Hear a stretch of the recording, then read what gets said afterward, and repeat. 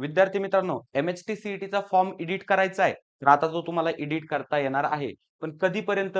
नक्की कोणकोणत्या गोष्टी आपण एडिट करू शकतो? माझं नाव चुकलंय, एडिट करू शकतो का?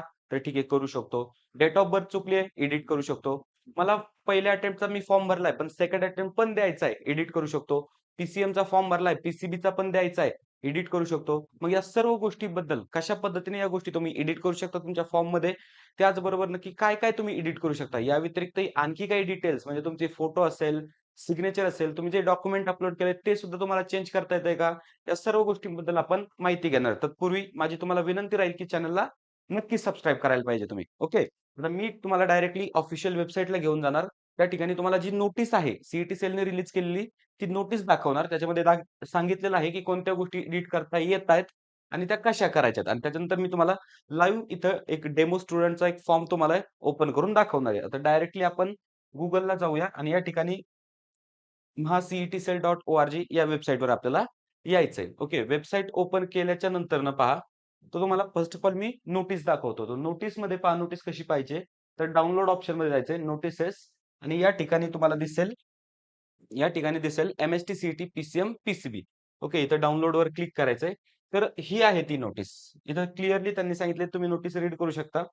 ओके. क्लिअरली सांगितले काय, की स्टुडंटच्या मिस्टेक झालेल्या आहेत. तर त्यासाठी आपण करेक्शन विंडो सुरू करतोय. करेक्शन विंडो म्हणजे थोडक्यात काय तुम्हाला समजलेलंच आहे, की आपण आपला फॉर्म एडिट करू शकतो. पण फिक्स टाईम पिरियडसाठी हां. हे पहा, आपण एवढ्या साऱ्या गोष्टी एडिट करू शकतो. कॅन्डिडेटचं name, date of birth, photograph, signature, gender, group add करू शकतो किंवा दुसरा अटेम्प्ट सुद्धा आपण ॲड करू शकतो. पण हे कधीपर्यंत? म्हणजे आता ॲक्चुअली हा व्हिडिओ बनवण्यासाठी मला थोडासा उशीर झालाय. पण मी ऑलरेडी WhatsApp ग्रुपवर आपल्याला नोटिफिकेशन दिली होती. फक्त व्हिडिओ बनवण्यासाठी थोडासा उशीर झालाय. मग 5, 6 आणि 7 हे 3च दिवस ही करेक्शन विंडो असणार आहे. आणि हा लास्ट चान्स असणार आहे तुम्हाला तुमचा फॉर्म एडिट करण्यासाठी. याच्यानंतरनं तुमचा फॉर्म एडिट करता येणार नाही. मग आता या ठिकाणी तुम्ही तर पाहिलं, की नक्की नोटीस कशा पद्धतीने आहे. आता डायरेक्टली आपण काय पाहू, की नक्की तुम्ही कशा पद्धतीने काय करू शकता, एडिट करू शकता. आता फर्स्ट ऑफ ऑल यासाठी तुम्हाला काय करायचंय, तुमचा लॉगिन आयडी आणि पासवर्ड जो आहे, तर तो या ठिकाणी टाकायचा आहे आणि तुम्हाला लॉगिन करायचंय. मी ऑलरेडी इथं एका स्टुडंटचं लॉगिन करून ठेवलंय. ओके. मग तुम्हाला आयडी आणि पासवर्ड टाकून लॉगिन करावं लागेल. त्याच्यानंतर तुम्हाला कुठे यायचंय, तर त्याच्यानंतर तुम्हाला यायचंय सी रजिस्ट्रेशनमध्ये. कुठं? C registration. आता तुम्ही फॉर्म भरलेला आहे. मग या ठिकाणी काय दाखवणार इथं एनरोल असं दाखवणार. एम-एच-टी-सी-ई-टी 2026 त्याच्या खाली काय दाखवणार? एनरोल दाखवणार. मग इथं क्लिक केलं आपण. इथं क्लिक केल्याच्या नंतर डायरेक्ट जी ओपन होते, तर ती तुमची करेक्शन विंडो ओपन होते. ही काय आहे? तर करेक्शन विंडो आहे. आता पहा इथं स्टुडंटचं नाव आहे, डेट ऑफ बर्थ आहे. जर नावामध्ये काही चूक असेल, तर डायरेक्टली तुम्ही इथं नाव एडिट करू शकताय. त्याच्यानंतरनं काय डेट ऑफ बर्थ जर चुकीची असेल, तर तुम्ही ती एडिट करू शकता.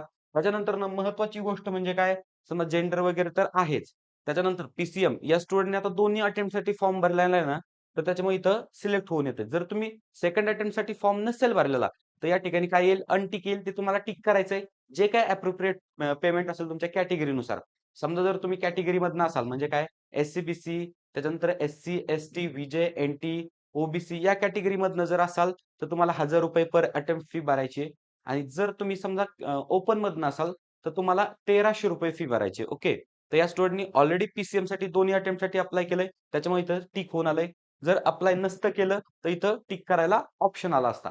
त्याच्यानंतरनं अजून एक महत्त्वाची गोष्ट म्हणजे काय, पी-सी-एमसाठी फॉर्म भरलाय, बट चेक करा तुम्ही. इथं तुम्हाला पी-सी-बीसाठी भरायचा आहे. तर मग तुम्ही हा ऑप्शन क्लिक करायचा आहे. पी-सी-एम एंड पी-सी-बी बरोबर? आता हे पी-सी-एम ऑटो सिलेक्ट का आलं? कारण ऑलरेडी त्या स्टुडंटनी फॉर्म भरलाय बरोबर? आता मी इथं सिलेक्ट केलं मला पी-सी-बीसाठी फॉर्म भरायचा आहे. त्याच्यानंतरनं इथं मला अटेम्प्ट सिलेक्ट करायचा आहे. पी-सी-बीच्या फर्स्ट अटेम्प्टसाठी भरायचा आहे, की दोन्ही पण अटेम्प्टसाठी बरोबर आहे? अजून एक गोष्ट महत्त्वाची लक्षात घ्या, की तुम्ही डायरेक्टली दुसऱ्या अटेम्प्टचा फॉर्म भरू शकत नाही. फर्स्ट अटेम्प्टचा भरणं कंपल्सरी आहे, बरोबर? तर तुम्हाला इथं तिसरा ऑप्शन दिसत नाहीये. एक फर्स्ट अटेम्प्टचा भरू शकता किंवा दोन्ही अटेम्प्टचा भरू शकता. मग मला पी दोन्ही अटेम्प्टचा द्यायचा आहे. त्याच्यानंतरनं एवढंच चेंज करता येतं का? नाही, अजून पण चेंज करता येतंय. काय चेंज करता येतंय? तर ठीक आहे, मी इथं अनक्लिक करतो. ओके. नेक्स्ट तुमचा फोटोग्राफ. फोटोग्राफ चेंज करता येतोय. त्याच्यानंतरनं सिग्नेचर चेंज करता येते. या 2 गोष्टी तुम्हाला चेंज करता येतात. आता फोटोग्राफसाठी मी तुम्हाला सांगेल, की तुमचा फोटोग्राफ हा क्लिअरली पाहिजे आणि लेटेस्टचा पाहिजे. खूपच फार 5वी 6वी चा फोटो तुम्ही तिथे अपलोड करू नका. त्याचबरोबर अजून एक मेजर प्रॉब्लेम विद्यार्थ्यांना काय येतोय? तो येतोय सिग्नेचरला. बरं, सिग्नेचर या पद्धतीने असावी किंवा व्हाईट पेपरवर तुम्ही जर केलेली असेल व्यवस्थित त्याला व्हाईट वॉश जर मारला असेल तुम्ही, तरी चालतंय, काही अडचण नाही. फक्त ती इथं डिटेक्ट झाली पाहिजे. बऱ्याच जणांना प्रॉब्लेम होतोय सिग्नेचर डिटेक्ट होत नाही. ती का होत नाही? बरेच जण डिजिटल सिग्नेचर मारतायत आणि त्याचा स्क्रीनशॉट काढून लावतायत. ती डिटेक्ट होणार नाही. तुम्हाला पेन पेपर घेऊन सिग्नेचर करावी लागेल, मग ती इथं डिटेक्ट होणार. त्याचबरोबर हे काही इन्स्ट्रक्शन दिले त्या ठिकाणी सिग्नेचरचे. ओके, फोटोसाठी इन्स्ट्रक्शन दिलेत आणि सिग्नेचरसाठी इन्स्ट्रक्शन दिलेत. हे इन्स्ट्रक्शन तुम्ही फॉलो करा. तुमची सिग्नेचर डिटेक्ट होईल. आणि नाहीच जर झाली तर डायरेक्टली तुम्ही मोबाईलमध्ये फोटो काढा आणि तो ॲज इट इज अपलोड करायचा प्रयत्न करा. कारण क्रॉप करण्याचा ऑप्शन इथं असतोय. बरोबर, क्रॉप करण्याचा ऑप्शन असतोय. त्याच्यामुळे तुम्ही क्रॉप करू शकता. बऱ्याचशा केसेसमध्ये ती सिग्नेचर डिटेक्ट होते. म्हणजे या पद्धतीने जर आपण कन्क्लूड केलं, तर तुम्हाला कोणकोणत्या गोष्टी चेंज करता येतायत. जर तुम्हाला पी तुम्ही एक अटेम्प्ट भरला असेल, तर तुम्हाला दुसराही देता येतोय सध्या. हां, पेमेंट करावं लागेल. त्याच्यानंतरनं जर तुम्ही ग्रुपचा फॉर्म भरला नसेल किंवा कोणताही ग्रुप तुम्हाला ॲड करायचा असेल, तर तो करता येतो. अटेम्प्ट ॲड करता येतोय. तुमचं नाव चेंज करता येतं आणि कन्सिडर करा, की समजा लक्षात ठेवा, की तुमचं नाव जे असेल, तर ते ॲज पर 12thचं तुमचं नाव पाहिजे किंवा समजा 10वीच्या मार्कशीटवर जे नाव आहे, तेच नाव तुमचं कॅरी फॉरवर्ड होत असतं. आधार कार्डमध्ये मिस्टेक जरी असली, तर ती तुम्ही तेवढी करेक्ट करून घ्याल. त्याच्यानंतर फोटो वगैरे तुमचा व्यवस्थित पाहिजे, सिग्नेचर व्यवस्थित पाहिजे. या सर्व गोष्टींबद्दल मी तुम्हाला माहिती दिली. मग हा छोटासा व्हिडिओ तुम्हाला कसा वाटला? किंवा तुम्हाला अजून समजा सीईटी प्रिपरेशनसाठी काय व्हिडिओज हवेत, कशा पद्धतीचे व्हिडिओज तुम्हाला पाहिजेत, कशा पद्धतीचा गाईडन्स हवाय, हा मला तुम्ही कमेंट बॉक्समध्ये नक्की सुचवा. मी नक्की त्याच्यावर काम करेन. तर ठीक आहे, भेटूया नेक्स्ट व्हिडिओमध्ये.